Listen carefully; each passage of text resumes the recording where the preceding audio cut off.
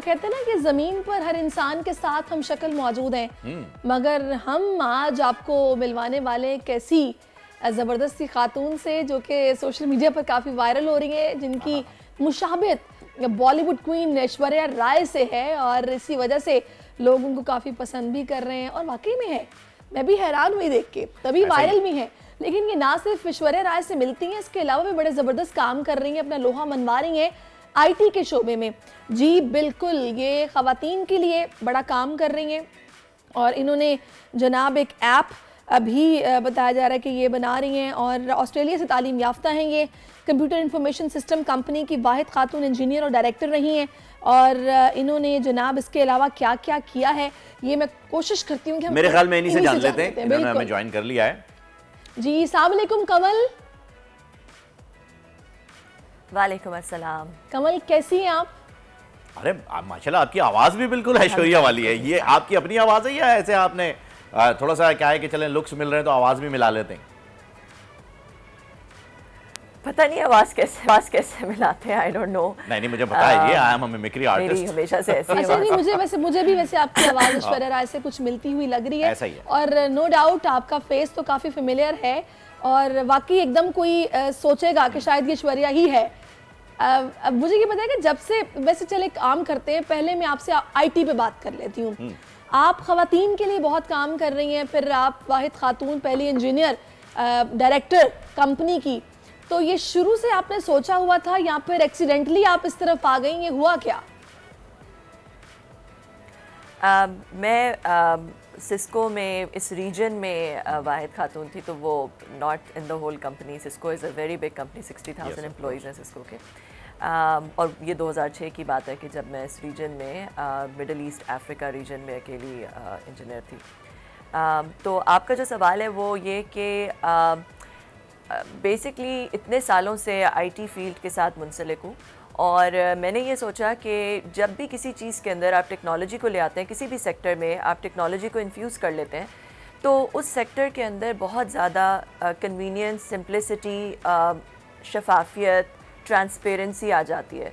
तो क्योंकि मैं टेक्नोलॉजी से मेरा ताल्लुक़ था, मैंने सोचा कि अगर इसको सोशल सेक्टर के अंदर, जो सोशल फिलंथ्रोपिक सेक्टर है, ये जो चैरिटी है पाकिस्तान के अंदर, जब चैरिटी लोग देते हैं तो वो एक ब्लैक बॉक्स में चला जाता है और लोगों को नहीं पता चलता कि उसके साथ क्या हो रहा है। मगर अगर आप उसको टेक्नोलॉजी को उसके साथ इन्फ्यूज़ कर दें और एक ऐसा प्लेटफॉर्म बना दें जो कि उसकी एक डिजिटल ट्रांसफॉर्मेशन कर दे, तो फिर उस चैरिटी के अंदर ट्रेसेबिलिटी आ जाएगी, विजिबिलिटी आ जाएगी, शफाफियत आ जाएगी, बहुत कन्वीनियंस और आसानी आ जाएगी।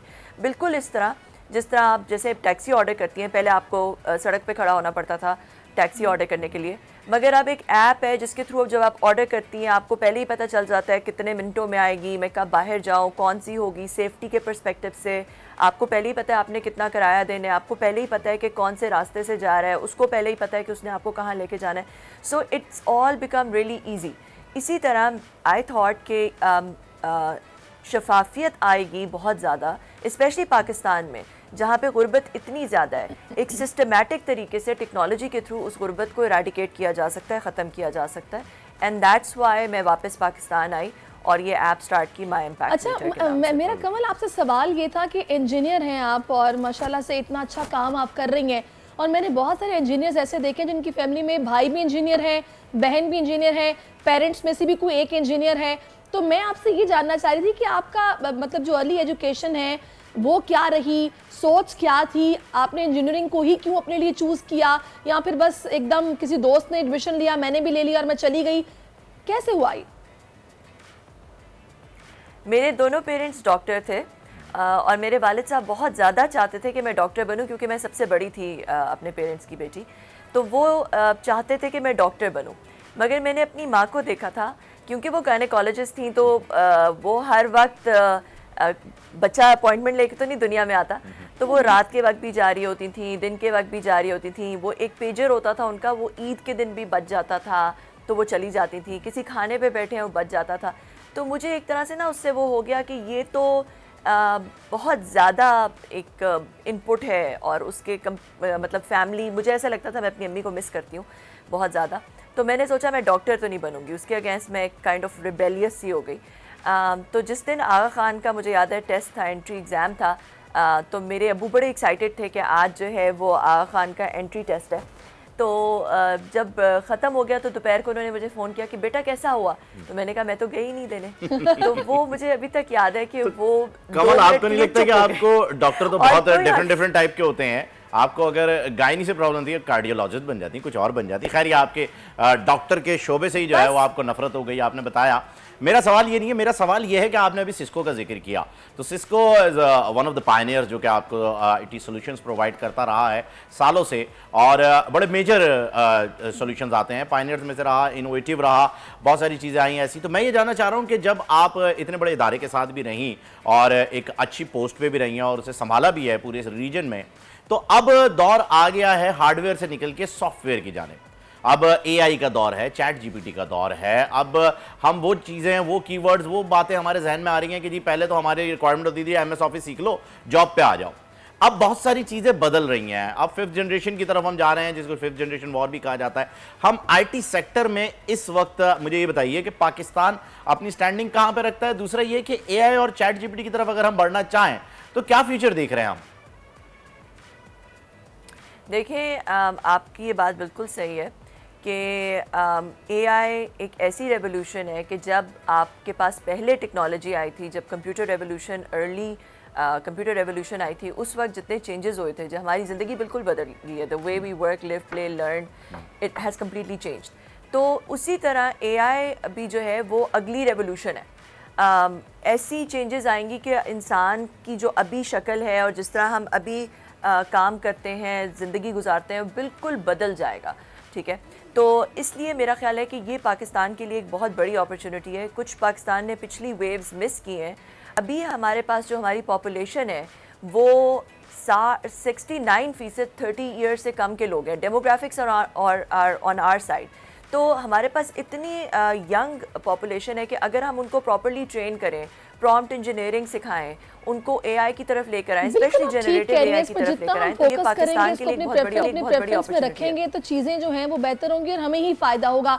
अच्छा, फाइनली मैं आपसे कमल ये पूछना चाहती हूँ कि ये जिस वजह से आप सोशल मीडिया पे भी काफी वायरल हुई हैं, मिस यूनिवर्स ऐश्वर्या राय से आपकी मुमासलत है, ये जो पॉपुलैरिटी है या फिर ये जब बातें हुई सोशल मीडिया पर, आपने कैसा फील किया या आपने कैसा लिया, रिएक्शन कैसा दिया? अच्छा, हमारे कंटेंट राइटर जो हैं सिकंदर साहब, वो पूछ रहे हैं जी शादी हो गई आपकी? जी बिल्कुल, मैं शादीशुदा हूँ और मेरे 2 बच्चे भी हैं माशाल्लाह। और जो आपका दूसरा सवाल है ऐश्वर्या राय के साथ, तो वो एकदम पहले लोग कहते थे और उसको मैं कोई इतना वो नहीं करती थी, मगर ये जो वीडियो वायरल हुई तो ये एकदम से ही एक काफ़ी ज़्यादा वायरल हो गई।